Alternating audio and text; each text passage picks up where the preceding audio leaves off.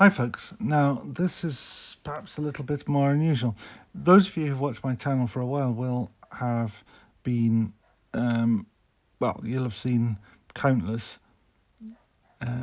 Taylor's Eyewitness knives, and I have banged on about how great these knives made by Lee White are. What you see in front of you is something a little bit different. Now, immediately you're going to say, yes, that's a Taylor's Eyewitness Barlow. And it's Taylor's Eyewitness Barlow in Ironwood. And you showed us one of those just a month or two back. And yes, I did. That was this one. Now, this one that I showed before has the most stunning bit of desert ironwood I have probably ever seen. Actually, that's not really true. I've got a better one. But it's the second most stunning bit of desert ironwood I've ever seen, and certainly the right up there in terms of knives that I own. In fact, so much so that this is a plain back knife, and I very rarely buy plain back Taylor's Eyewitness knives. It's only when they're really special. So it was a plain back knife. So I was offered this one in desert ironwood. I did see a picture of it and it looked nice, but most importantly it had a file worked back spring. So I said yes, so I bought it second hand, got it for a very nice price, and that was good. Now these come in little boxes, Sheffield made boxes. This is the old style box. They stopped using these last year sometime and went on to a new style box. But inside, they always come with a letter. And the letter tells you about that craftsmanship is alive, and it tells you a little bit about Taylor's Eyewitness having made knives from 1838. But they also tell you at the bottom, made entirely by hand, and I saw this one and I thought, gee, right. Now, also a little asterisk at the bottom, which means something. Well, I'll get to that in a minute.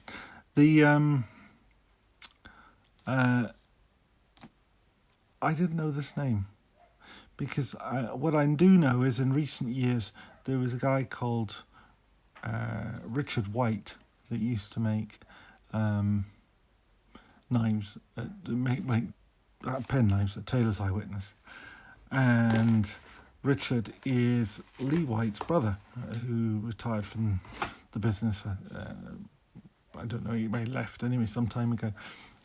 He was replaced there by Michael May. Michael May is an independent knife maker in Sheffield now, but he worked at Taylor's Eyewitness for a while.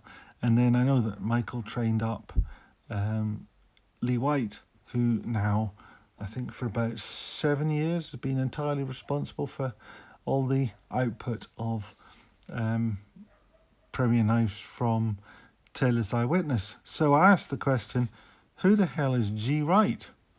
If it's Richard White, Michael May, and for the last few years it's been entirely Lee White. Well, the truth is, it's not been entirely Lee White. Lee White started at Taylor's Eyewitness about 22 years ago, I believe. He'll probably correct me, but I think it was 22 years ago. About 2 weeks later, Gavin Wright started at Taylor's Eyewitness, and they became very good friends almost immediately.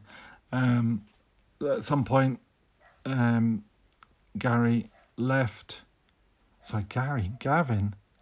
Wright. Gavin left Taylor's Eyewitness to work somewhere else anyway. But he came back, I'll probably get the date wrong, but a couple of years ago or something like that. And he came to work with Lee in the penknife department, and Lee was training him up and showing him how to make knives. This little thing here tells you that this one had been checked to be, of good standing. And Gavin was, the first decent knife you make, you get to keep. So presumably Gavin has or Gavin's family has that. The then once you're competent to make knives, and you're deemed competent, you get to sign these bits of paper yourself. So Gavin was trained up and given authority to sign off his own knives. Now, he signed off about 7 or 8 knives, Lee thinks. I don't know if there's an actual record, but something of that order. And unfortunately, then in July last year, Gavin unexpectedly passed away, which was very, very sad. So Lee's back to making knives on his own. But that makes this knife not quite unique, but it does make it special, because this is not just another Lee White pocket knife, as great as that would be, but this one is made by his good friend, who's sadly no longer with us, Gavin Wright. So it just stands out as being just a little bit special to me, and I thought it deserved a special video of its own. I don't met Lee, let alone Gavin. So I can't speak for him or of him, but I know Lee speaks very highly of him, and he did have a family. So it is sad that he's gone, but it is also I'm very happy that I do have this in my collection. Rather than saying I have a collection of 20 Lee White knives, I have a collection of 19 Lee White knives and 1 Gavin Wright knife, which is one of a very, very small number. And I like when I'm collecting knives to know that I have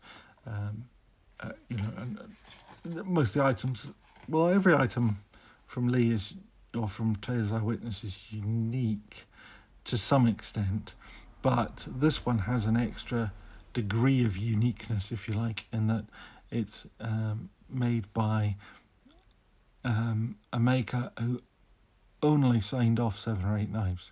Now, Lee says that had he carried on, he could easily have made knives as good as Lee's and better.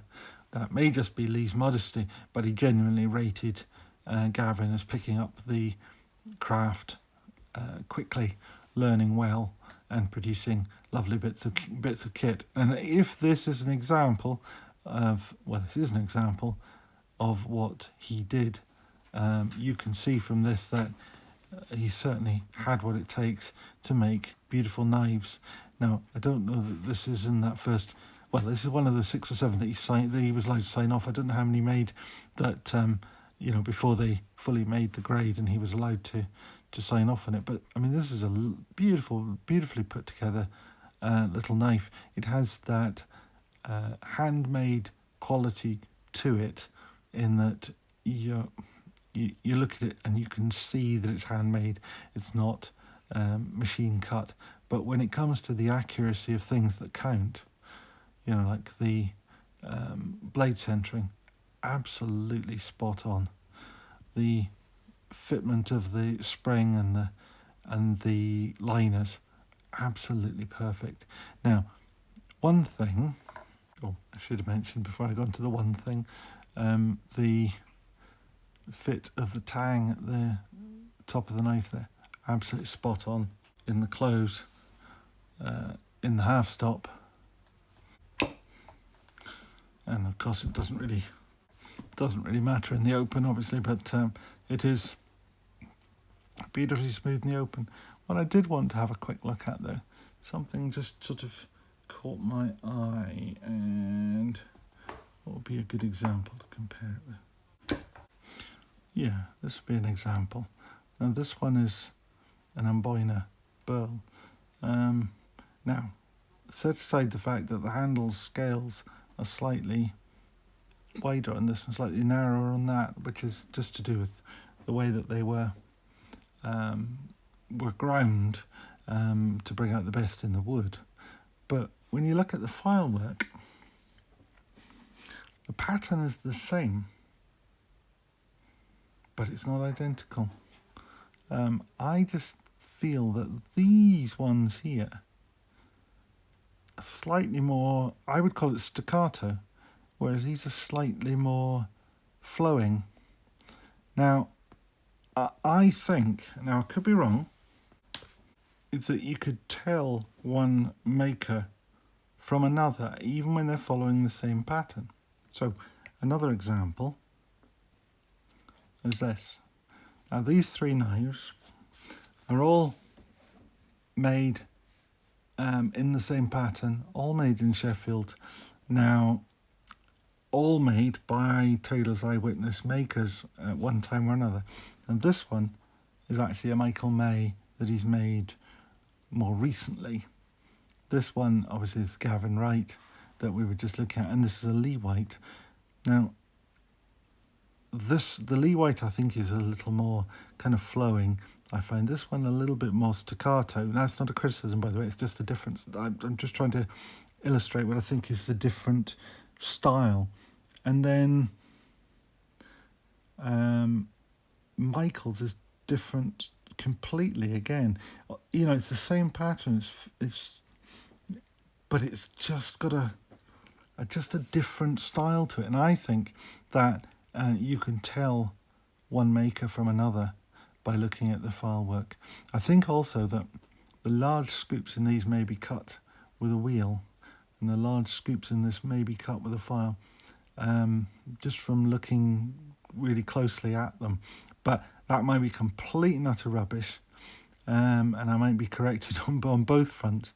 But I just think that there is a style, it's almost like a handwriting difference, as though they were all doing the same font, or the same, you know, the same, supposed to be the same style, but with that individual kick to it, that individual flourish to it. So, I may be reading too much into that. Maybe I'm going too far, but I think this knife is is a particularly, especially, more unique. Can something be more unique? No, it can't. If something's unique, or it's not unique. But this has a uniqueness all of its own. It's must have been made middle to end of last year, because it's got the new retooled stamping on it. So it's very special, and it's a very special tribute to Gavin Wright, who, as I say, if anybody else has any more Gavin Wright marked letters that they are interested in moving on, I'd be very happy to take them on. I shouldn't have told you that, because I'd make some sort of extra special, but there we are. So I don't think I have anything much else to say about it. I mean, this knife is as good as any of Lee's. There's certainly no criticism to be made of it. It's a very lovely knife, but it's, and it's a nice bit of ironwood, but I'm not sure it's quite as nice as that bit. But there we are. Anyway, so if you like this stuff, please give it a thumbs up, and if you want to see more of these, please subscribe and ring the bell. I can't promise I've got any more of Gavin's, but I suspect there'll be a few more Lees, and there's some Michael Mays to come, including that one. Why did I say that? But you may have already seen the Michael May one, because I filmed a series of Taylor's Eyewitness knives all in one go, and I'll be putting them out interlaced with other things.